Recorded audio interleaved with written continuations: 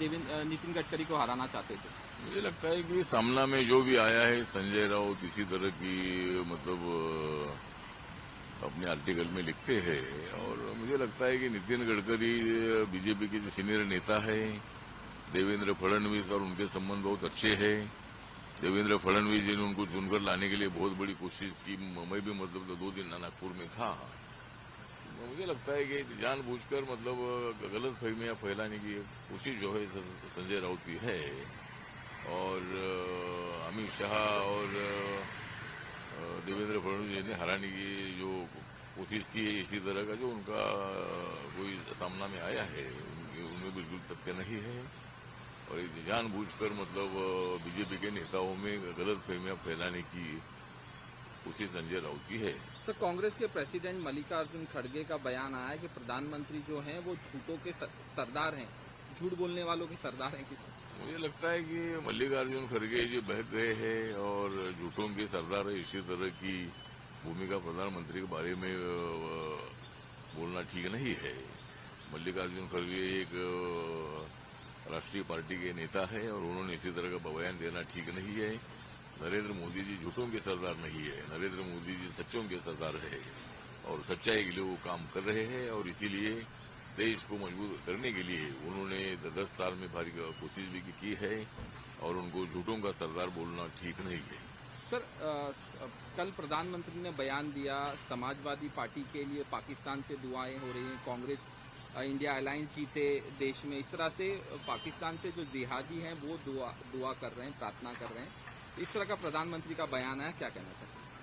हाँ, प्रधानमंत्री का जो बयान आया है, जिस तरह मतलब बीच में इलेक्शन के प्रचार में पाकिस्तान के संबंध में जो पॉजिटिव बातें मतलब इंडिया आघाड़ी के लोगों ने की थी और इसीलिए मतलब माननीय नरेंद्र मोदी जी ने ये पाकिस्तान को सपोर्ट करने वाली इंडिया आघाड़ी है और मैं पाकिस्तान को सबक सिखाने वाला हूँ, मैं पाक व्याप्त कश्मीर को ताबे में लेने वाला हूँ।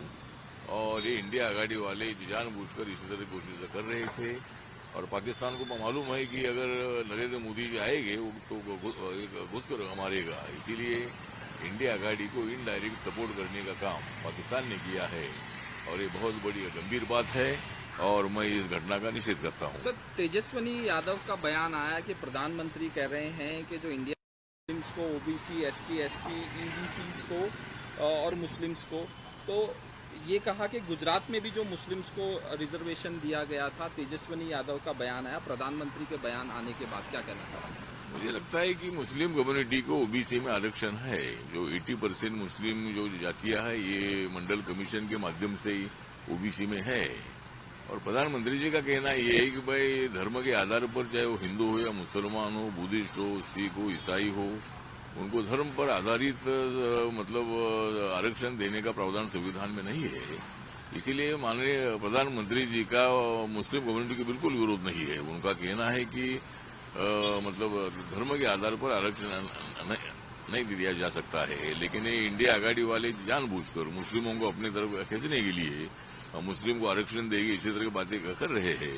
ये मुझे लगता है कि संविधान के विरोध में है और ये संविधान के विरोध में बातें कर रहे हैं।